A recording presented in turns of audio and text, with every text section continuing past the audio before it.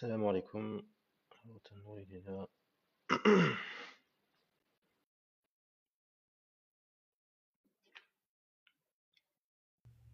Assalamu alaikum. Salam alaikum wa rahmatullahi wa barakatuh. Tu m'entends bien? Je t'entends, monsieur Bakar. Alhamdulillah. Ok, juste pour ceux qui viennent d'arriver, n'hésitez pas à liker et partager le live. Barakallahu fikum pour protéger le live, donc liker et partager pour que ça puisse faire profiter à d'autres, Inch'Allah. Puis, tac, tac, tac. Mais tu peux jusqu'à quand, en fait, Bakar? Maximum. Max 23h30. Ok, ça va.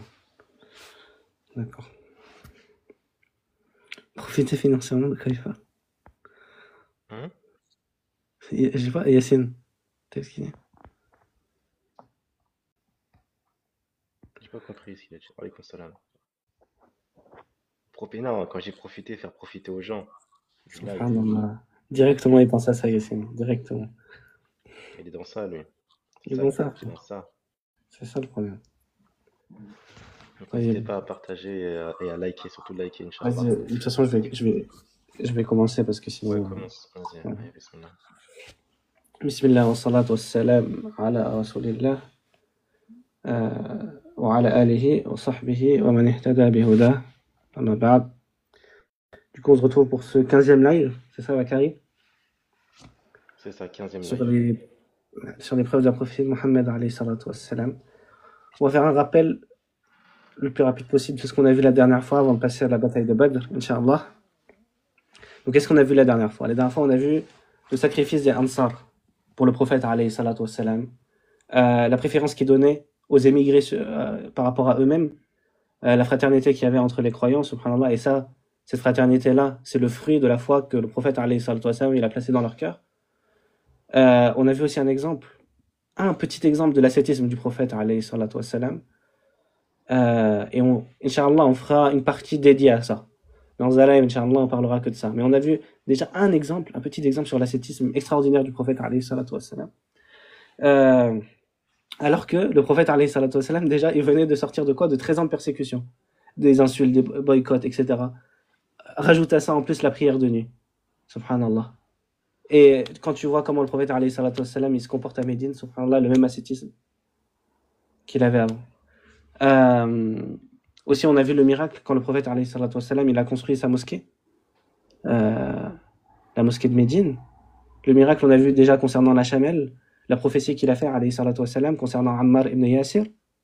Ammar ibn Yasir qui faisait partie des premiers émigrés de la Mecque, on a vu, qui faisait partie des premiers convertis. Sa mère, c'est la première martyre.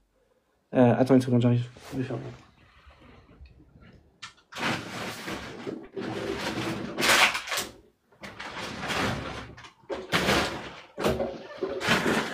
Ceux qui sont dans le live, Inch'Allah, likez le live, barakallahu fikum, pour le sécuriser. Ouais. Parce qu'après, ça, on sait jamais, les gens qui signalent et tout, ça peut sauter et tout. Donc je disais, Ammar ibn Yasir qui fait partie des premiers convertis, subhanallah. Et le prophète alayhi salatu wassalam, il lui a fait une prophétie, il lui a dit dans le sens par qui il serait tué. Et ça s'est réalisé 37 ans après l'hégire, alors que là on était 1 an après l'hégire. Subhanallah. On a vu aussi l'histoire par rapport à Salman al-Farisi, radiallahu anhu, sa vie, comment il cherchait la vérité, etc. Et par quoi il est passé, radiallahu anhu. Les problèmes qu'il avait justement avec son père, qu'il l'a enfermé, après il est parti de ville en ville, puis après il a été fait esclave carrément. Et subhanallah, tout ce qui comptait pour lui, c'était trouver la vérité, radiallahu anhu. On a vu aussi dans son histoire le fait que les gens du livre, ils attendaient déjà l'arrivée d'un prophète. Ils savaient le lieu et le temps dans lequel il serait envoyé. Ils savaient que ce serait un arabe, subhanallah. Et après là, on se redirige sur le thème des prophéties dans la Bible, qu'on va pas nous détailler. Inch'Allah, peut-être plus tard dans d'autres lives. Et subhanallah, on a vu... Ok. On a vu aussi la conversion d'Abdullah ibn Salam, radiallahu anhu. La conversion aussi, on n'a pas mentionné, il y a Ka'b al-Ahbar qui va venir, lui, il me semble, après la mort du prophète alayhi salatu wassalam, et lui, de la même manière, il va reconnaître la prophétie de Mohammed sallallahu alayhi wa sallam dans les textes. Et là, subhanallah, que ce soit dans le miracle de l'éloquence du Coran ou dans le miracle des prophéties bibliques, il y a 2 niveaux. Le premier niveau, c'est les témoignages. Rien que les témoignages qu'on a, des sources, etc., des versets, on a vu du Coran qui descendent par rapport au fait qu'il y a des rabbins, des prêtres, etc., de l'époque du prophète, alayhi salatu wassalam, qui reconnaissent sa prophétie. Subhanallah. Toutes les choses qu'ils ont dû délaisser. Par exemple, Abdullah ibn Salam, subhanallah, lui qui était parmi les gens les plus estimés dans son peuple. On l'a vu dans le hadith. Et quand justement il a fait part de sa conversion, les Juifs ils lui ont dit t'es le pire d'entre nous, subhanallah. Et tout ce que les gens, tout ce que ces gens-là, Abdullah ibn Salam et les autres, ils ont dû sacrifier pour suivre le prophète alayhi salatu wassalam, et délaisser justement leur communauté, etc., etc. Donc c'est une preuve de leur sincérité. Mais donc tous ces témoignages, et pareil pour l'éloquence du Coran. L'éloquence du Coran, on a vu tous les témoignages des sahaba, des compagnons, le fait que les polythéistes n'ont pas réussi à amener quelque chose d'équivalent, etc. Ça, c'est la première étape. Après, le niveau 2, si on peut dire, c'est le fait de les étudier de soi-même. Et ça demande plus de temps. Ça demande plus de temps et plus d'efforts. Étudier les prophéties bibliques dans leurs détails, étudier l'éloquence du Coran, ses miracles linguistiques, etc. Ça demande plus de temps, ça demande une autre maîtrise, etc. Mais le niveau 1, il suffit, subhanallah. Le niveau 1, il suffit à n'importe qui. Et le niveau 2, c'est juste une augmentation dans la certitude et dans les yaqin. Très bien. Donc dans les signes aussi, dans les miracles, on a vu quoi? Non, dans les signes qu'avait annoncé Salman al-Farisi, c'était que le prophète, alayhi salatu wassalam, il devait venir de Médine, subhanallah. Qu'il acceptait les cadeaux, mais pas l'aumône. On a vu aussi le signe de la prophétie entre ses épaules, alayhi salatu wassalam. On a vu que ça collait mieux au prophète, alayhi salatu wassalam, qu'à Isa, alayhi salam, par rapport à Isaïe 9:6. Taïeb. Et on a vu aussi le miracle par rapport au fait quand le prophète alayhi salatu wassalam, il a planté les palmiers de Salman al-Farisi pour rembourser sa dette et qu'il n'y en a aucun qui est mort, subhanallah. Et par rapport au signe là, du sceau de la prophétie entre les épaules, ou par rapport au fait qu'il accepte le cadeau mais pas l'aumône, etc. Certes, c'est pas des choses qu'on trouve là actuellement dans les textes bibliques, mais c'est pas obligé qu'on les trouve, subhanallah, parce que c'est des traditions que peut-être eux avaient, que nous on n'a pas, tout simplement, subhanallah. Mais le plus important, c'est quoi? C'est qu'on a leur témoignage. Leur témoignage, c'est suffisant. Aussi, on a vu le miracle du prophète alayhi salatu wassalam, quand il a donné l'or à Salman al-Farisi, qui semblait ne pas pouvoir rembourser sa dette, et pourtant ça a remboursé sa dette. Et il y avait un miracle similaire par rapport à Jabir. La dernière fois, j'avais pas le texte entier. Là, du coup, je vais vous résumer le miracle par rapport à Jabir, radiyallahu anhu. Jabir, son père, il est mort à Uhud. Il a laissé Jabir comme fils et 9 sœurs, subhanallah. Et il avait justement cette dette à rembourser. Il avait 2 jardins. Et au moment de rembourser la dette, il a bien vu que ce qu'il y avait dans les 2 jardins, là, ça suffisait pas. Il avait une dette à rembourser à un juif.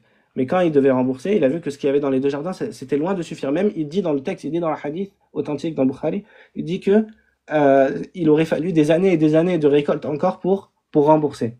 Du coup, qu'est-ce qu'il a fait? Il a demandé au prophète, alayhi salatu wassalam, de venir intercéder pour lui. Le prophète, alayhi salatu wassalam, il a intercédé plusieurs fois. Subhanallah, il est venu de lui-même, alayhi salatu wassalam. Mais le juif, il a refusé. Et Omar, radiallahu anhu, il était là, il était présent. Donc le prophète, qu'est-ce qu'il a fait, alayhi salatu wassalam? Il s'est mis à marcher entre les palmiers. Et il a dit à Jabir, vas-y, cueille, et rembourse. Et subhanallah, Jabir, il rembourse. Déjà, Jabir, il imaginait même pas pouvoir rembourser. Il a dit, j'aurais espéré. Ma seule espérance, était juste que de rembourser la dette de mon père, même si je ramène rien à mes sœurs, ses 9 sœurs. Radiallahu anhu. Et pourtant, il a cueilli, il a réussi à rembourser la dette de son père, radiallahu anhu, par la bénédiction du prophète, alayhi salatu wassalam, et son miracle. Il lui restait la même chose, subhanallah, il lui restait la même chose que ce qu'il a dépensé. C'est-à-dire, pas seulement le miracle du fait qu'il a réussi à rembourser la dette alors qu'il avait très bien vu que dans ce qu'il y avait dans les 2 jardins, ça n'aurait pas suffi à rembourser. Ça, c'était première chose. Deuxième chose, il a remboursé et c'est comme si il avait rien dépensé, subhanallah. C'est comme s'il avait rien dépensé. À la fin, il restait la même chose, subhanallah. Donc ça, c'est un miracle clair de la prophétie de Muhammad, alayhi salatu wassalam. Et quand Jabir, il est allé informer Omar, radiallahu anhu, parce qu'il était là, qu'est-ce qu'il a dit à Omar? Il a dit, je savais, quand j'ai vu le prophète, sallallahu alayhi wa sallam, marcher entre tes palmiers, je savais que la bénédiction, elle allait l'atteindre, subhanallah. T'es là, Baki, t'es revenu? Apparemment non. Taïeb. Ensuite, on est passé aux premières expéditions militaires du prophète, alayhi salatu wassalam. On a réfuté l'ambiguïté par rapport au fait que, pourquoi les musulmans ils cherchaient à intercepter les caravanes de Quraysh. On a vu qu'à cause de Quraysh, les musulmans, ils ont tout perdu, subhanallah, leurs biens, leurs demeures, leurs familles, subhanallah. Et en plus de ça, ils étaient en situation de guerre. On a vu qu'ils ont menacé les Ansar de les combattre, de prendre leurs femmes en captive, etc. Subhanallah, le fait de les affaiblir économiquement, c'était une façon pour eux de se protéger. Si tu les laisses faire, subhanallah, ils vont juste détruire les musulmans. Si tu laisses faire, subhanallah, personne de raisonnable va laisser faire l'ennemi sans prendre d'initiative militaire. Subhanallah. Ensuite, on a vu plusieurs expéditions que le prophète alayhi salatu wassalam, il a envoyées pour intercepter les caravanes. Et le prophète alayhi salatu wassalam, on a vu que dans sa sira, elle est très riche. Il était constamment occupé alayhi salatu wassalam. Déjà, durant les 13 premières années, il n'avait aucune société. C'est-à-dire que tous les résultats qu'on voit aujourd'hui, toutes les victoires, toute l'expansion de l'islam, tout ça, c'était l'affaire de quoi? C'était l'affaire de 10 ans seulement. Subhanallah. Tout le résultat qu'on voit aujourd'hui, c'est l'affaire de seulement 10 ans, subhanallah. Il a réussi à vaincre pas seulement les Qurayshites qui l'ont expulsé, etc. Il a réussi à vaincre la péninsule arabique tout entière, et ses compagnons, ils ont réussi à faire tomber l'empire perse, l'empire romain. Le prophète, alayhi salatu wassalam, pendant combien d'années il a agi avec des moyens militaires, avec des moyens, et même on l'a vu à Badr déjà, on va le revoir, il n'avait pas beaucoup de moyens, alayhi salatu wassalam. C'était une toute petite armée, subhanallah. Combien de temps? 10 ans, subhanallah. Les 13 premières années, il n'y avait rien, il n'y avait pas d'effet matériel, subhanallah. C'était seulement un effet sur les cœurs. Et rajoute à ça, subhanallah, que les Qurayshites, ils voulaient le tuer, les Juifs de Médine aussi, on va le revoir. Les tribus arabes polythéistes, subhanallah, les hypocrites autour. Pendant ce temps, il doit faire quoi? Il doit gérer un État musulman, il doit légiférer, subhanallah, les problèmes liés à un chef d'État, les problèmes liés au mariage, divorce, héritage, licite, illicite. Il doit régler les problèmes, les conflits, il doit intercéder. On l'a vu par rapport à Jabir. Il doit venir pour intercéder. Subhanallah, tout ça, ça prend du temps. Quel temps il avait le prophète, alayhi salatu wassalam, pour rédiger le Coran qu'on a aujourd'hui, subhanallah? Pour rédiger cette œuvre-là qui a surpassé l'éloquence de tous les Arabes de l'époque. C'est-à-dire même les poètes à l'époque, c'était leur... ils passaient du temps pour rédiger leurs poèmes, etc. et pour mettre au point et corriger, etc. Subhanallah. Le prophète, alayhi salatu wassalam, regarde dans quelle situation il est. Il trouve où le temps, le prophète, alayhi salatu wassalam, pour réfléchir au prochain verset, pour réfléchir. Subhanallah. Et un point, c'est quand tu médites le fait que le Coran de Médine à la Mecque, subhanallah, ça c'est un des plus grands signes de son origine divine. C'est que tu vois que il a le même style et la même éloquence constante, subhanallah. Tu vois toujours la même manière de parler. Même, tu vois, les thèmes changent entre Médine et la Mecque, mais tu vois la même empreinte, subhanallah. Le même style et la même éloquence extraordinaire. Parce que généralement, et d'ailleurs c'est ça le miracle, quand Allah il dit dans Surat, t'es là Bakary, t'es revenu ou pas? Ok. Je suis là, je t'écoute. Hein. Oui. Si je bouge, je vais faire du bruit en fait. Je t'écoute. Ok. Dans Surat 4, 82, Allah, qu'est-ce qu'il dit? Il dit أَفَلَا يَتَتَبَّرُونَ الْقُرْآنَ وَلَوْ كَانَ مِنْ عِنْدِ غَيْرِ اللَّهِ لَوَجَدُوا فِيهِ اخْتِلَافًا كَثِيرًا. Ne médite-t-il pas le Coran? Et s'il provenait d'un autre qu'Allah, il trouverait maintes contradictions. Mais en fait, les savants, ils expliquent, en fait, ça parle pas que des contradictions dans le sens, ça parle aussi des variations dans le style. Ça veut dire si ça venait d'un autre qu'Allah, parce que c'est quoi la nature de l'être humain? Et bien forcément, sa manière de parler, sa manière d'écrire, etc., elle va varier d'une année à l'autre en fonction des événements qu'il va vivre, etc. Et tu vois, le Coran, c'est pas du tout touché par ça. C'est de la même manière à chaque fois, c'est ça?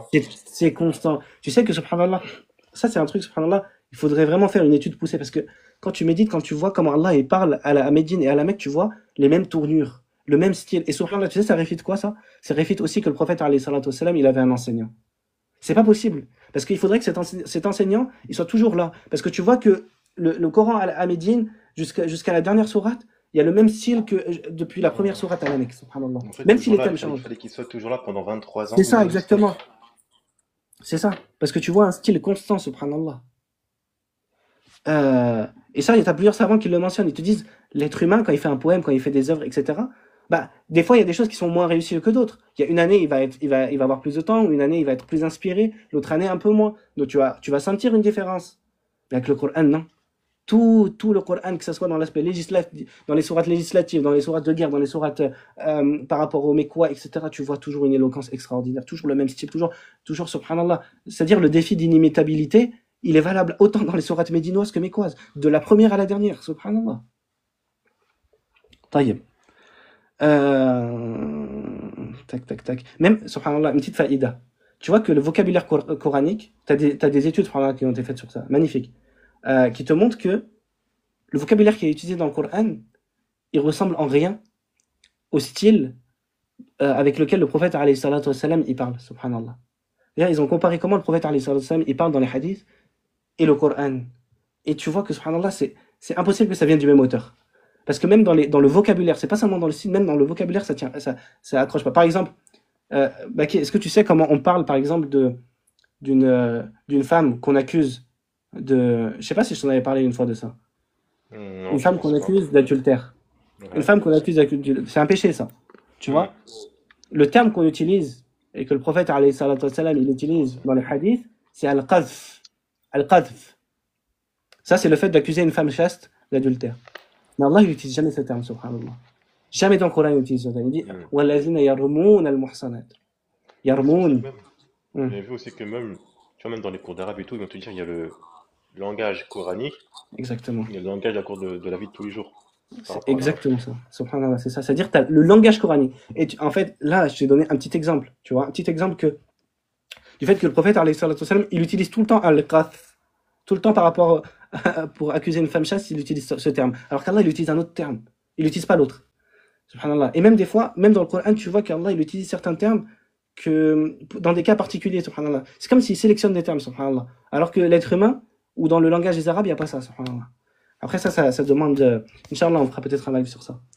Taïeb. Et on a vu aussi que le jeûne, il a été imposé quand? Il a été imposé en l'an 2 de l'Hégire, juste avant Badr. Subhanallah. Tu as vu que les difficultés, je t'ai parlé des hypocrites, les Qurayshites, les menaces, etc. Le prophète, alayhi salatu wassalam, déjà, il doit essayer de mettre en place un État. Qu'est-ce qu'il fait? Il impose 30 jours de jeûne. Il impose 30 jours de jeûne aux musulmans. Subhanallah. Un truc que tu trouves dans aucune autre croyance. C'est-à-dire, le prophète, alayhi salatu wassalam, il a tiré tout ça. Le jeûne là de 30 jours. Les chrétiens, à la limite, ils te font. C'est-à-dire, tu trouves pas ça, 30 jours de jeûne? Même là, encore aujourd'hui, subhanallah, les musulmans, ils se distinguent par rapport à ça. C'est-à-dire, d'où le prophète, alayhi salatu wassalam, il a tiré ces difficultés qu'il impose déjà à lui-même et à ses compagnons, qui sont déjà Sachant faibles, que, subhanallah. sachant qu'en plus, c'est un jeûne, c'est pas le jeûne, genre, oui, on peut boire de l'eau, Hum. C'est ça, on peut manger, mais attends, il faut pas trop voilà, manger, t'as vu? voilà, tu vois, c'est vraiment un jeûne, genre, tu manges rien. C'est ça, subhanallah. Sachant que le jeûne de là-bas, là, à Mecca, à cette époque, etc., c'est pas le même jeûne que nous, on fait, tu vois, enfin, entre guillemets, par rapport à la température, par rapport au temps et tout, Exactement. c'est pas pareil. Et on l'avait mentionné aussi au début, s'ils dorment la nuit, parce que là, on sait que nous, la nuit, on a le droit de manger, on a le droit de boire, on a le droit d'avoir des rapports avec nos femmes, etc. À l'époque, au début, quand le jeûne il est descendu, si tu dors, si tu t'endors, même si tu te réveilles pendant la nuit, t'as plus le droit de manger, t'as plus le droit de boire, t'as plus le droit d'avoir rapport avec tes épouses. Faut que t'attendes le fajr, ensuite l'autre journée de jeûne, jusqu'au soir, il faut pas que tu te rendors encore. Avant de faire, subhanallah. Subhanallah. C'est-à-dire, pourquoi imposer tout ça à lui-même déjà? On a vu que le prophète, alayhi salatu wassalam, il jeûnait plusieurs jours d'affilée, alayhi salatu wassalam. Et ça, t'as pas l'équivalent dans les autres religions. T'as pas l'équivalent, c'est-à-dire d'où il a tiré. C'est-à-dire, ils peuvent pas dire, ouais, il s'est inspiré des juifs, des chrétiens. Non, non. Eux, ils s'imposent pas des choses pareilles, subhanallah. Taïeb. Donc là, on va commencer le contexte de la bataille de Badr. La bataille de Badr, elle est très, très, très, très importante. Il y a énormément de miracles, de signes liés à cette bataille. Et la bataille de Badr, c'est l'accomplissement de toutes les menaces coraniques mécoises. La bataille de Badr, c'est l'équivalent dans le Coran à la noyade de Pharaon. C'est l'équivalent au châtiment du peuple de Shuaib. C'est l'équivalent au châtiment du peuple de Had. C'est l'équivalent du châtiment du peuple de Thamoud, de Lot, etc. Toutes ces menaces-là qu'Allah il faisait descendre, dont il menaçait les Qurayshites, elles se sont réalisées là, ce jour-là. Quand Allah il dit, on va revoir les versets, quand il menace les polythéistes, l'accomplissement de toutes ces menaces-là, c'est le jour de Badr. Le jour de Badr, c'est pas un jour comme les autres. Quand Allah il en parle, il descend carrément une sourate sur ça. Sourate Al-Anfal. La bataille de Badr, c'est pas rien, subhanallah. Hatta les Sahaba qui ont participé à Badr, les Badriyoun, ils sont, subhanallah. Qu'est-ce qu'il a dit le prophète, alayhi salatu wassalam? Il a dit, dans le sens, que Allah, il leur a pardonné tout ce qu'ils font après, subhanallah. Les gens de Badr, ils font partie des meilleurs des gens. Subhanallah. C'est les plus grands des compagnons. On dit Al-Badri. Subhanallah, tellement cette bataille elle est importante. Taïeb. Donc on va voir les versets, déjà, mais quoi? Qui concernaient déjà, qui prophétisaient que le prophète, alayhi salatu wassalam, il allait gagner sur sur les mécréants. Et qu'il allait, justement, qu'Allah allait les châtier, subhanallah. On a déjà vu ça auparavant. Bon, du coup, ça va faire un rappel. Donc, tu as plusieurs catégories de versets qui annoncent la victoire du prophète alayhi salatu wassalam, sur les mécréants. D'une part, tu as les histoires, on va dire des versets implicites et explicites. Tu as des versets implicites avec les histoires des peuples qui ont rejeté les messagers. Plusieurs fois, Allah il raconte au prophète alayhi salatu wassalam, les peuples qui ont démenti leurs messagers et comment Allah il a détruit ces peuples et comment il a sauvé ces messagers. Et ça, c'est des problèmes, et c'est des promesses implicites pour le prophète alayhi salatu wassalam, et pour les croyants de les sauver. Donc ça, toutes les catégories de versets qui parlent du châtiment des anciens peuples, c'est une preuve implicite qu'Allah il va châtier les Qurayshites de la même manière. Ça, c'est première preuve. Deuxième, tu as des versets clairs qui annoncent la victoire des croyants. Allah il dit dans surat Ghafir, Inna lanansuru rusulana walladhina amanu fil hayati dunya wa yawma yaqumul ashhad.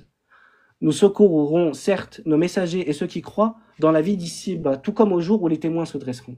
Surat 40, verset 51. Surat 10, quand Allah il dit qu'attendent-ils sinon des jours semblables à ceux de ceux qui sont avant eux? Dit, attendez, moi aussi je suis avec vous parmi ceux qui attendent. Ensuite, nous sauvons nos messagers et ceux qui croient. C'est ainsi qu'il nous incombe de sauver les croyants. Regarde, ça c'est une sourate mais quoi? C'est surat Yunus, surat 10. Ensuite, nous sauvons nos messagers et ceux qui croient. C'est ainsi qu'il nous incombe de sauver les croyants. Qu'est-ce qu'il dit dans surat As-Saffat, surat 37? وَلَقَدْ سَبَقَتْ كَلِمَتُنَا لِعِبَادِنَا الْمُرْسَلِينَ إِنَّهُمْ لَهُمُ الْمَنْصُورُونَ وَإِنَّ جُنْدَنَا لَهُمُ الْغَالِبُونَ. Et en effet, notre parole a déjà été donnée à nos serviteurs, les messagers. Oui, ce sont eux qui seront secourus. Et c'est notre armée qui sera victorieuse. Allah il dit, c'est notre armée qui sera victorieuse. Subhanallah. Donc ça, c'est une autre catégorie de versets. Subhanallah. Et tu as aussi d'autres versets qui menacent directement les polythéistes. Quand il leur dit, attendez, vous verrez, le châtiment va tomber. Par exemple, dans Surat 52, Allah il dit, Am yaquluna sha'irun natarabbasu bihi rayba al-manun, qul tarabbasu fa inni ma'akum min al-mutarabbisin.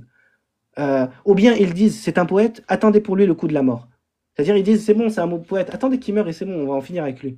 Qu'est-ce qu'Allah il dit? Dis-leur, il dit au prophète alayhi salatu wassalam, dis-leur, attendez, je suis avec vous parmi ceux qui attendent. Attendez, vous allez voir. Il dit aussi, par exemple, dans Surat Az-Zukhruf, à la fin, eh bien, éloigne-toi d'eux, pardonne-leur et dis salut, car ils sauront bientôt. Tous les versets comme ça. Attendez, vous verrez.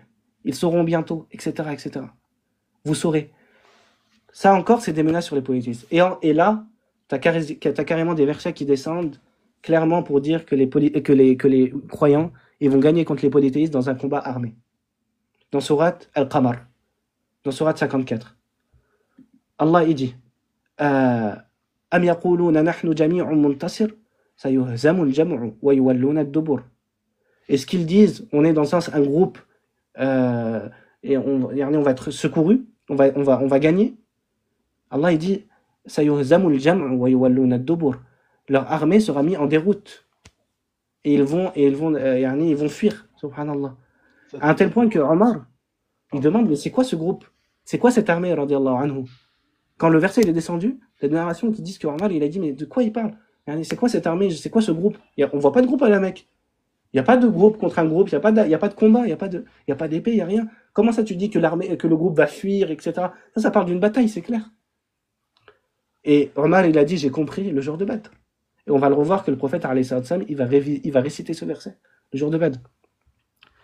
Donc tout ça là, ça s'est réalisé le jour de Badr. Tout ça c'est l'équivalent de la noyade de Pharaon, du châtiment des anciens peuples, etc., etc. Mais simplement, Allah il va pas châtier de la même manière dans le sens où il va pas châtier le peuple entier. Pourquoi? Parce que depuis l'envoi du prophète alayhi salatu wassalam, par miséricorde, Allah il châtie plus les peuples de la même manière, c'est-à-dire un châtiment qui tombe du ciel et qui ravage tout. Non, c'est des châtiments partiels, afin qu'ils se repentent, subhanallah, afin qu'ils se repentent. Et effectivement, ils se sont repentis à la prise de la Mecque. Ça, c'était le côté verset. Le côté hadith, le verset de travail que tu as cité. Tu voulais dire quoi, Bakary? Non, comme je suis en train de parler, je vais pas couper. En gros, tu vois, le verset de Surat Al-Qamar que tu viens de citer, on peut faire le lien avec le début de la sourate quand Allah mentionne le fait que Noah, il a dit, en gros, fait donc triompher ta cause. Exactement, dans la même sourate. Dans la même sourate. Nuh, il dit quoi? Il dit Anni maghloubun fantasir. Je suis vaincu, alors sauve-moi, fantasir. À la fin, les kuffars ils disent Am yaquluna nahnu jami'un muntasir. Sayuhzamul jam'u wa yuwalluna dubur. Regarde l'éloquence coranique. Tu vois, dans le Coran, Allah, des fois, il utilise, subhanallah, quasiment les mêmes mots pour, dans plusieurs versets pour rimer, mais subhanallah, à chaque fois, le contexte, dans un contexte différent. Subhanallah. Ça, c'était le côté des versets pour l'annonce de la victoire des croyants. Maintenant, le côté des hadiths. Il y a des choses qu'on a déjà vues. Le moment où, par exemple, ils ont renversé sur le prophète, alayhi salatu wassalam, les entrailles de la chamelle, rappelez-vous. Le hadith d'Abdullah ibn Mas'ud. Le prophète, qu'est-ce qu'il a fait, alayhi salatu wassalam? Il s'est levé, il a invoqué contre eux. Qu'est-ce qu'il dit? Donc là, je vous passe le début parce qu'on l'a déjà vu. Le messager d'Allah, sallallahu alayhi wa sallam, resta prosterné la tête au sol, sans la relever jusqu'à ce qu'une jeune fille, c'est-à-dire Fatima, sa fille, dites-vous, devant sa fille, radiallahu anha. Devant sa fille. Ils ont renversé ça sur lui. Le prophète, alayhi salatu wa sallam, il était prosterné devant la Mecque. Qu'est-ce qu'elle vient? Elle vient pour retirer ça de sa noble tête, alayhi salatu wa sallam. Qu'est-ce qu'il fait, le prophète, alayhi salatu wa sallam? Il finit sa prosternation, et quand il se lève, il lève alors la tête et il dit « Oh Allah », dans le sens « Alayka bi Quraysh », c'est-à-dire « Venge-toi des Quraysh », c'est-à-dire dans le sens « Occupe-toi des Quraysh ». Il répéta cela 3 fois. Puis il nomma. Là, il a dit Quraysh. Après, il a nommé, alayhi salatu wa sallam. Il a dit « Oh Allah, venge-toi de Abu Jahl, Utba ibn Rabi'a, Shayba ibn Rabi'a, Al-Walid ibn Utba, Umayya ibn Khalaf, Uqba ibn Abi Mu'ayt. » Il en cite un 6e que je n'ai pas retenu. Là, c'est Abdullah ibn Mas'ud qui parle. Par celui, qu'est-ce qu'il dit Abdullah ibn Mas'ud? Il dit par celui qui détient mon âme dans sa main. J'ai vu ceux que le messager d'Allah, sallallahu alayhi wa sallam, avait nommés gisant morts dans le puits de Badr. Ça, c'est un accomplissement clair des menaces mécoises, subhanallah. Taïeb. Un autre récit qu'on n'a pas encore vu. Sa'd ibn Mu'adh. Là, il est dans le Bukhari, ce récit aussi. Sa'd ibn Mu'adh était ami avec Umayya ibn Khalaf. Umayya ibn Khalaf, parmi les grands mécréants. Sa'd ibn Mu'adh, il fait partie des compagnons du prophète sallallahu alayhi wa sallam. Quand Sa'd se rendait à la Mecque, il descendait chez Umayya. Et quand Umayya passait par Médine, il descendait chez Sa'd. Après l'arrivée du prophète sallallahu alayhi wa sallam à Médine, là on est avant Badr. Mais comme ils étaient amis, des fois ils se croisaient. C'est-à-dire Sa'd, il allait des fois chez Umayya il venait chez Sa'd. Personne ne disait rien. Sa'd, une fois, il partit faire la Umrah. Parce que le Umrah et le Hajj, ça existait déjà avant l'envoi du prophète, alayhi salatu wassalam. Et il descendit chez Umayya à la Mecque. Umayya ibn Khalaf. Umayya ibn Khalaf, rappelez-vous, c'est celui qui torturait Bilal. C'est lui, Umayya ibn Khalaf, qui mettait les pierres sur Bilal, qui le faisait brûler au soleil, etc. C'est lui, c'est Umayya ibn Khalaf. Il lui demanda de lui trouver un moment tranquille pour faire le tawaf. C'est-à-dire, Sa'd, il a demandé à Umayya de lui trouver un moment où il pourrait faire le tawaf tranquille, parce qu'il y a des hostilités entre les musulmans et les mécréants. Umayya l'emmena vers le milieu de la journée, pensant que les gens seraient absents. Il a dit, vas-y, viens, là, il n'y aura personne, viens tranquille. Alors qu'il faisait le tour de la Kaaba, Abu Jahl, là, il les aperçut. Il dit, qui est avec toi, ou Abu Safwan? C'est-à-dire, Umayya. Il lui dit dans ça, Umayya, il y a qui avec toi, là? C'est-à-dire, il y avait Sa'd. Il répondit, c'est Sa'd. Abu Jahl dit alors, tu fais le tawaf à la Mecque en sécurité alors que vous avez donné refuge aux apostats? Il parle du prophète, alayhi salam, comme un apostat, as-Sabi, celui qui a quitté sa religion. Subhanallah. Parce que lui, il est polythéiste, il n'y a aucune preuve de sa religion, subhanallah. Et prétendait le soutenir. Rappelez-vous, parce que les polythéistes, ils menaçaient les Ansar. Ils leur disaient, vous devez nous livrer le prophète, alayhi salam. Ils étaient en situation d'hostilité avant Badr. Là, on est encore avant Badr. Abu Jahl, il lui dit, t'es sérieux là? Dans le sens, tu penses que tu peux venir en sécurité dans le sens, alors que tu as donné refuge au prophète, sallallahu alayhi wa sallam, et que tu le soutiens? Parce que Sa'd ibn Mu'adh, il était de Médine. Par Allah, Abu Jahl lui dit, par Allah, si tu n'étais pas avec Abu Safwan, c'est-à-dire avec Umayya, tu ne serais pas rentré chez toi sain et sauf. Là, c'est des menaces claires. Il lui dit, si tu n'étais pas avec lui, je t'aurais tué. Qu'est-ce que tu fais là? Taïeb. Sa'd, il répondit, par Allah, si tu m'empêches de faire le tawaf, je couperai ton commerce vers le Sham. Donc ça, maintenant, il le menace. Il lui dit, je vais couper ton commerce. Parce que rappelez-vous, les polythéistes, ils font du commerce vers le Sham. Umayya dit alors à Sa'd, ne hausse pas ta voix contre Abu al-Hakam. Ah oui, c'est vrai. Je vais essayer de ne pas dire des choses qui peuvent ban le live. Inch'Allah. Ça va être compliqué, hein. On parle de trucs militaires, mais bon. Après, Inch'Allah, on va essayer. Umayya dit alors à Sa'd, ne hausse pas ta voix contre Abu al-Hakam. Il lui dit, t'es sérieux là? N'ose pas ta voix devant Abu Jahl. Il est le chef de la vallée. Subhanallah. Saad, Saad, il se met en colère. Subhanallah. Regarde, Saad, il a peur de rien. Il dit, laisse-moi, j'ai entendu Mohammed sallallahu alayhi wa sallam dire qu'il te tuerait. Ah, j'espère que ça va pas. Subhanallah. Umayya, il demande à moi. Umayya, il dit, attends, il a parlé de moi? Saad, il dit oui. Il répondit oui. Umayya, il a dit par Allah, Mohammed ne ment pas. Rappelez-vous, on a vu dans les premiers lives que les polythéistes eux-mêmes, ils admettaient que le prophète, alayhi salatu wassalam, il ment pas. Ils savaient très bien que le prophète, alayhi salatu wassalam, il est éthique. Subhanallah. Qu'est-ce qu'il dit Umayya? Il dit non, là il a eu peur, Umayya. Là, Umayya, il a eu peur. Il a dit non, mais là, Mohammed sallallahu alayhi wa sallam, je sais qu'il ment pas. Il a dit moi là, je vais mourir. Bakary mourir, il n'y a pas de problème, non? Ça va pas être ban, ça. Non, non. Pour T, là, qu'est-ce que je peux dire quoi, en fait, à la place?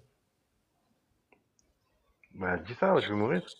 Le faire mourir, ou je sais pas, un truc comme ça. Ah oui, le faire mourir. Ok, ouais, le faire mourir. Ok, d'accord. Donc, quand Umayya rentra chez lui, il dit à sa femme, sais-tu ce que m'a dit mon frère de Yathrib? Il prétend avoir entendu Mohammed sallallahu alayhi wa sallam dire qu'il m'enlèverait la vie. Elle répondit, par Allah, Mohammed ne ment pas, même elle le sait. Quand vint le jour de Badr, là on est toujours dans Sahih al-Bukhari, hein. Quand vint le jour de Badr, et que l'appel à la guerre fut lancé, la femme d'Umayya lui rappela la parole de Saad. Elle lui dit, mais attends, rappelle-toi ce qu'il t'a dit, n'y va pas. Et il voulut rester. Umayya, il avait peur, il a dit, non mais je veux pas y aller, c'est bon. Qu'est-ce qu'Abu Jahl il a dit? Il lui a dit, Abu Jahl, il a insisté, il a dit, si viens avec nous, tu es parmi les notables de la vallée, accompagne-nous un jour ou deux. Viens juste un jour ou deux, comme ça, au moins, tu vas montrer que tu es là, que tu es avec nous et tout.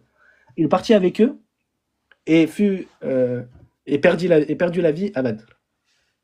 Bakary, si j'ai perdu la vie, c'est bon, non? C'est très très bon, très technique. Ok. Il partit avec eux et perdu la vie à Badr, comme l'avait annoncé le prophète, sallallahu alayhi wa sallam. Subhanallah. C'est pas une preuve claire de la prophétie de Mohammed alayhi sallam. Bref, donc tu vois qu'il y a des annonces déjà dans les hadiths du prophète alayhi sallam. On a vu les versets, on a vu les hadiths. Taïeb, là on est dans le contexte. On commence la bataille de Badr, bismillah. La sourate qui parle le plus de la bataille de Badr, c'est sourate Al-Anfal, sourate 8. On va essayer d'avancer l'histoire et on va citer les versets à chaque fois et les hadiths qui concernent chaque événement authentique. Donc qu'est-ce qui s'est passé? Les musulmans, ils ont appris que la caravane de Abu Sufyan, qui partait pour le Sham, elle allait revenir du Sham, parce qu'on a dit que les polythéistes, ils faisaient du commerce avec le Sham. Donc Abu Sufyan, il est parti avec une caravane jusqu'au Sham. Et le prophète, alayhi salatu wassalam, il a appris, soit par révélation, de ce que je sais, c'est par révélation, Allahu a'lam s'il a reçu d'une autre manière, le fait qu'Abu Sufyan, il allait revenir à la Mecque. Du coup, le prophète, alayhi salatu wassalam, qu'est-ce qu'il a dit? On y va, on va intercepter la caravane, c'est le moment, avec les croyants. Là, les croyants, ils n'étaient pas partis préparés pour le combat, ça c'est très important. Le but, c'était d'obtenir juste la caravane. Ils sont pas partis, ils n'avaient pas d'armes, ils n'avaient pas de... Non. Ils sont partis très peu préparés. C'est quoi la preuve? Donc là, Abdullah ibn Mas'ud, radiallahu anhu, dans le hadith. Le jour de Badr, nous étions 3 par monture. 3 par monture, subhanallah. Ça veut dire quoi? Ça veut dire qu'il y avait une monture pour 3. C'était pas chacun Zerma avec sa monture. Il y avait une monture pour 3. Ils étaient combien? Souvenez-vous du nombre. Ils étaient, selon les avis, 313, certains disent 79. Donc il y avait à peu près 240 Ansar et 70 émigrés. 240 Ansar et 70 émigrés. C'était pas obligé. Normalement, on sait que les batailles défensives, c'est obligé d'y aller. Mais là, le but était juste d'intercepter la caravane. Donc le prophète, alayhi salatu wassalam, il a obligé personne à sortir avec lui. Il leur a dit, voilà, on va aller intercepter la caravane. Du coup, les gens, ils ne sont même pas préparés pour le combat. Ils se sont dit, c'est bien, on va juste prendre la caravane, etc. Et on va repartir chez nous, alhamdoulilah. Donc là, qu'est-ce qu'il dit Abdullah ibn Mas'ud? Le jour de Badr, nous étions 3 par monture. Abu Lubaba et Ali ibn Abi Talib étaient les compagnons de la monture du messager d'Allah, sallallahu alayhi wa sallam. Parce que même le messager d'Allah, sallallahu alayhi wa sallam, il n'avait pas sa monture. Ils étaient 3 pour une monture. Et du coup, ils se relayaient comme ça. Et c'était le tour du messager d'Allah, sallallahu alayhi wa sallam, de descendre et de marcher. Alors ils dirent, nous marcherons à ta place. Subhanallah. À un moment, le prophète, alayhi wa sallam, c'était le tour pour lui de marcher. Ils ont dit, non, mais c'est bon, prophète, sallallahu alayhi wa sallam, c'est bon, on va marcher, et toi reste sur la monture, t'es le prophète. Qu'est-ce qu'il a dit? Il a dit quoi? Il a dit, vous n'êtes pas plus fort que moi et je n'ai pas moins besoin de la récompense qu'aucun de vous. Vous n'êtes pas plus fort que moi et je n'ai pas besoin de la récompense. Je n'ai pas moins besoin de la récompense qu'aucun de vous. Moi aussi, j'ai besoin de récompense, subhanallah. Tu vois, subhanallah, le fait que le prophète, alayhi salatu wassalam, lui-même, il cherchait la récompense, il cherchait le paradis, alayhi salatu wassalam. C'est une preuve de sa sincérité, alayhi salatu wassalam. Mais en tout cas, là, c'est pour montrer la situation de difficulté dans laquelle étaient les croyants. Une monture pour 3. Et c'est pas que ça. Qu'est-ce qu'il dit Ali ibn Abi Talib radiallahu anhu dans un autre hadith authentique? Il dit il n'y avait parmi nous le jour de Badr aucun cavalier en dehors de Al-Miqdad. Il y avait un cheval, un cavalier, c'est tout. Un cheval et une monture, c'est-à-dire un chameau. Quand on dit monture, c'est les chameaux. Il y avait un chameau pour 3. Taïeb. La plupart, ils étaient à pied, ça veut dire. C'est-à-dire que la majorité des compagnons étaient à pied. Donc, on a dit ils étaient 240 Ansari et 70 Muhajirun. La majorité, c'est quoi? C'est des Ansar qui se sont convertis moins de 1 an et quelques mois. Là, il n'y a même pas 2 ans qui se sont accomplis. Là, ils se sont convertis depuis 1 an et quelques mois, subhanallah. Et vous allez voir le sacrifice que les Ansari ils font pour le prophète, alayhi salatu wassalam. Et c'est là où tu vois que la vie du prophète, alayhi salatu wassalam, elle est remplie, subhanallah. Badr, c'est 1 an et quelques mois après l'arrivée du prophète à Médine. Après toutes les 13 années de persécution, etc. Donc, Abu Sufyan, il a appris que les musulmans, ils allaient venir pour prendre la caravane. Qu'est-ce qu'il a fait? Il a envoyé au Qurayshites. Il a dit, venez m'aider, amenez des renforts pour défendre la caravane. Parce que la caravane, il y avait beaucoup de biens dessus. Et c'était aussi une question d'honneur. On va pas laisser ceux qu'on a expulsés là, ceux qui sont partis de chez nous, on va pas les laisser prendre la caravane. Qu'est-ce qu'ils ont fait? Ils ont amené une armée de 1000 combattants. Avec à la tête, ils ont amené la tête des chefs Qurayshites. Parce que là, c'était vraiment une affaire d'honneur. Là, on veut se venger des musulmans. On va leur montrer. Ils ont amené Abu Jahl. Tous ceux qu'on a vus là. Abu Jahl, Umayya ibn Khalaf, Utba ibn Abi Rabi'a, etc. Les têtes de Quraysh. Les croyants, ils ont appris que l'armée des polythéistes, elle était en route. Et là, ça veut dire que là, les croyants qui étaient avec le prophète, alayhi salatu wassalam, au départ, ils sont partis pour la caravane. Mais là, ils reçoivent l'information que l'armée de Quraysh va arriver. Donc là, certains, ils commencent à avoir peur. Et là, ça, Allah, il en parle dans le Coran. Mais les compagnons, ils sont excusés ici. Pourquoi? Parce qu'ils ne sont pas préparés. Les compagnons, ils ne sont pas préparés pour le combat. Ils n'ont pas les armes, ils n'ont rien avec eux. Subhanallah. Ils n'ont pas de monture, etc. Qu'est-ce qu'ils vont faire face à une armée de 1000 et pas n'importe qui?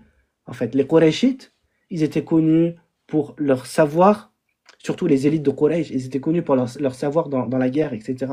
C'est très connu pour ça. Ils étaient très doués et ils étaient connus aussi pour leur unité. Leur unité et leur savoir, etc. Ils avaient déjà gagné beaucoup de batailles avant. Donc là, les croyants, à ce moment-là, ils ont dit au prophète, alayhi salatu wassalam, mais attends, tu nous as pas dit. Ils commencent à avoir peur. Donc là, Allah, il en parle dans le Coran. Il dit, Kama akhrajaka rabbuka min baytika bil haqq, wa inna fariqa min al-mu'minina lakarihun. Yujadilunaka fil haqq ba'da ma tabayyan, ka'annama yusaquna ila al-mawt wa hum yanzurun. Il dit, de même, c'est au nom de la vérité que ton Seigneur t'a fait sortir de ta demeure, malgré la répulsion d'une partie des croyants. D'une partie. Ils discutent avec toi au sujet de la vérité après qu'elle leur fut clairement apparue, comme si on les poussait vers la mort et qu'ils la voyaient. Allah il dit au prophète, alayhi salatu wassalam, je t'ai fait sortir avec la vérité de c'est ton Seigneur qui t'a fait sortir de ta demeure pour aller à la caravane. Malgré la répulsion d'une partie des croyants. Elle vient d'où la répulsion? Elle vient du fait quand les croyants, ils ont appris que un combat était possible, ou que l'armée des Qurayshites allait arriver. Et qu'est-ce qu'il dit? Il discute avec toi au sujet de la vérité. C'est quoi la vérité? C'est le combat.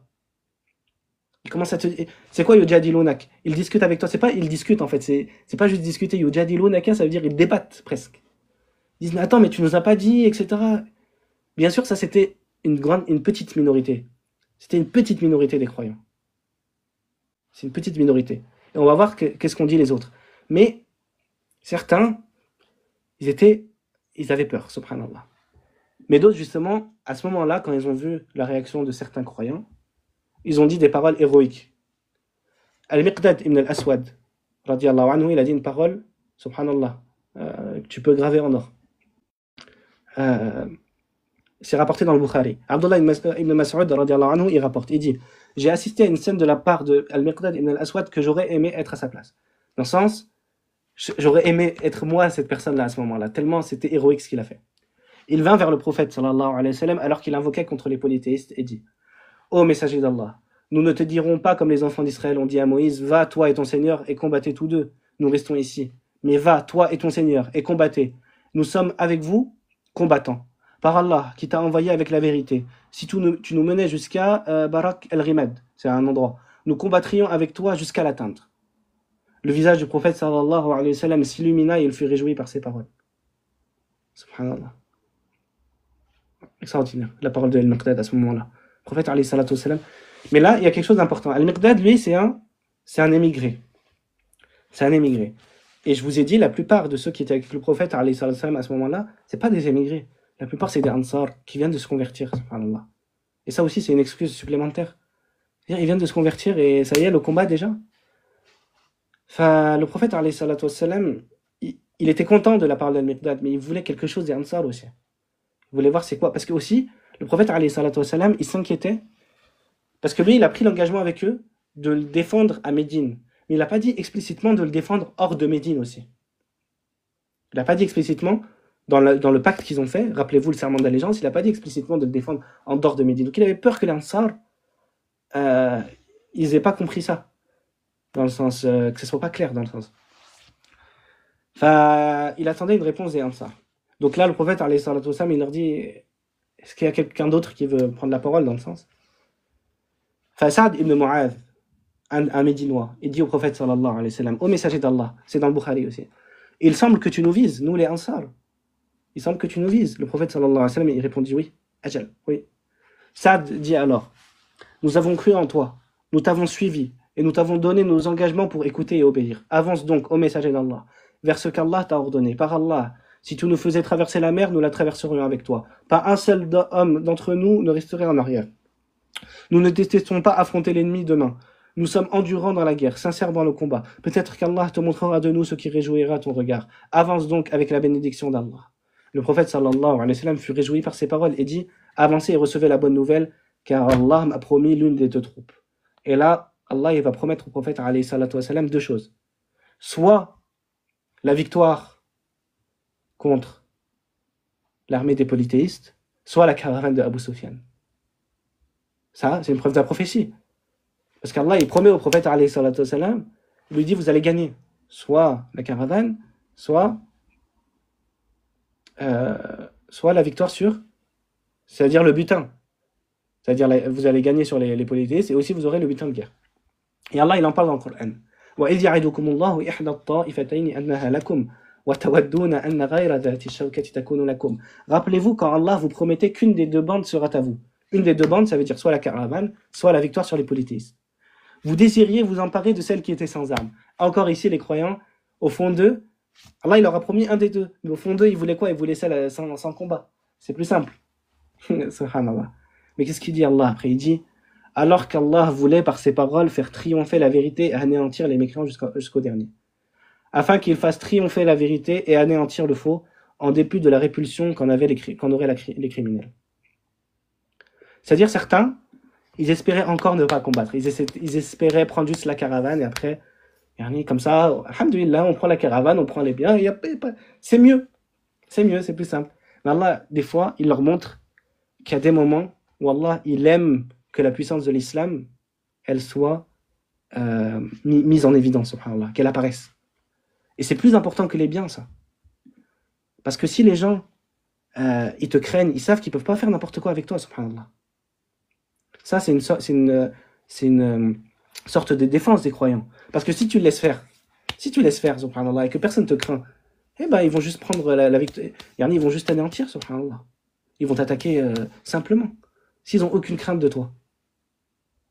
Et aussi, à travers cette bataille, il y a beaucoup de signes et de miracles qui sont apparus.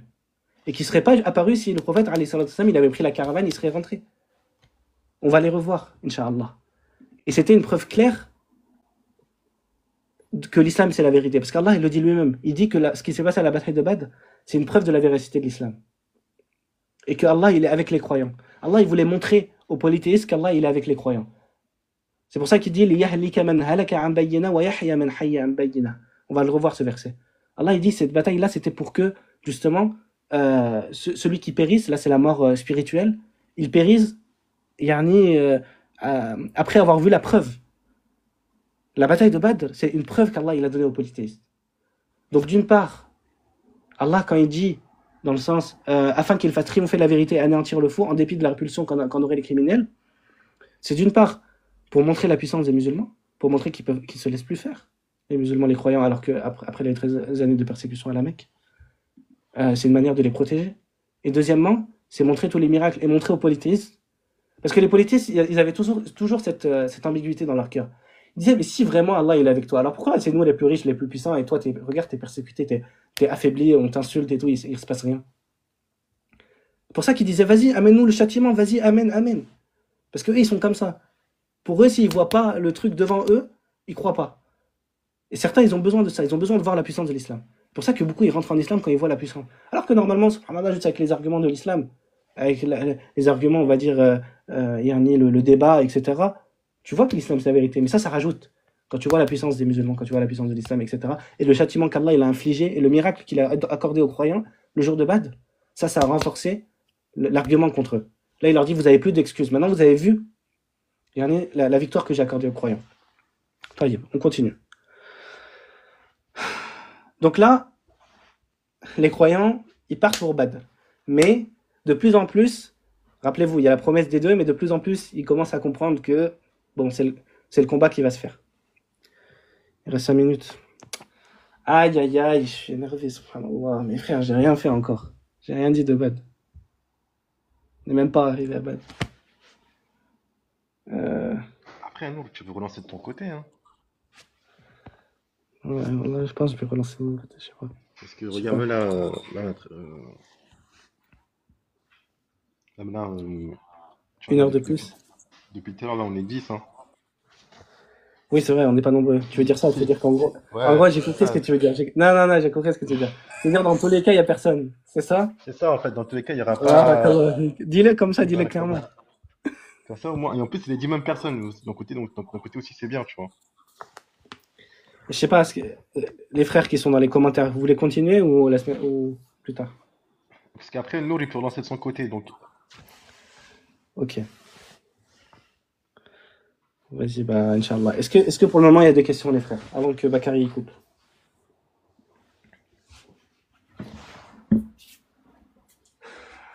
هل لديكم سؤال؟ On écoute, les frères. Posez vos questions.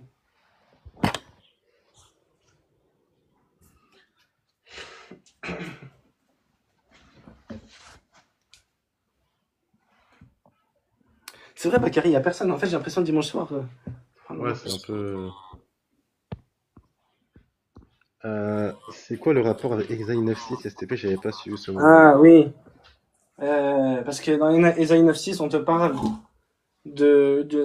quand l'autorité sera mise sur ses épaules. Et souvent, les chrétiens, ils utilisent cet argument pour dire, ah bah regardez, c'est Jésus. Et beaucoup de pères de l'Église, ils te disent qu'en fait, ça a un rapport avec la croix, parce que Jésus, alayhi salam, il aurait porté la croix sur son épaule. Ou alors certains, ils te disent par rapport au fait quand il était accroché sur la croix. Mais le truc, c'est que, pourquoi j'ai dit que, parce que c'est pas sûr, c'est pas sûr. Mais en fait, le fait que, dans plusieurs récits, par exemple, le récit avec Salman al-Farisi, on te parle que le signe de la prophétie, il est entre les épaules du prophète, alayhi salatu wassalam, et qu'ils savaient dans leur livre qu'il y avait ça. Donc, et d'ailleurs, il y a certains savants, je crois, comme Ibn Taymiyyah, rahimahullah, ils font le lien. Ils disent ça, Ésaïe 9.6, ça correspond au prophète, alayhi salatu wassalam, par rapport au signe entre les épaules. Et pourquoi j'ai dit ça colle plus au prophète, sallallahu alayhi wa sallam, qu'à Isa? C'est qu'on parle d'autorité, on parle de puissance. Comment ça peut concerner la croix, alors que là, c'est pas logique, subhanallah. Le fait que ce soit un trait physique, ça tient plus. Surtout pour le prophète, alayhi salatu wassalam, qui a vaincu ses ennemis, etc., etc. Voilà, c'est ça que je voulais dire. Surtout que Aïssa salam, il n'a pas eu l'autorité. Il n'a rien eu. Ouais, alayhi salatu wassalam. Tu vois.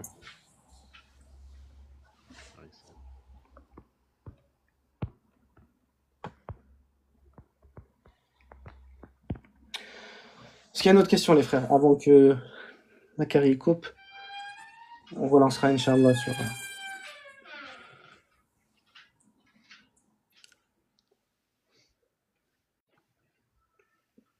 Ah oui, d'ailleurs, pour ceux qui ne savent pas, il y a la rediffusion de tous les lives sur la chaîne YouTube.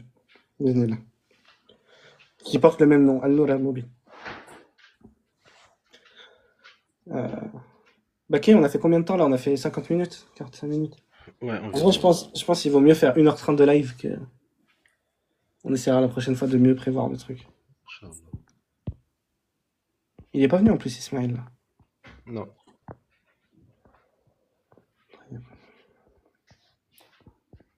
Pas d'autres questions, les frères?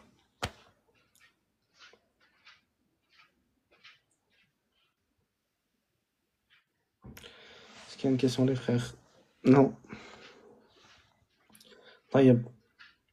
Bon. Bah, je vais couper là-dessus et je vais relancer le live بإذن الله. Vas-y, vas-y. سبحانك اللهم ربنا وبحمدك أشهد أن لا إله إلا أنت أستغفرك وأتوب إليك الله أعلم وأعلم وبالله التوفيق السلام عليكم ورحمة الله وبركاته Wa alaykum assalam wa rahmatullah.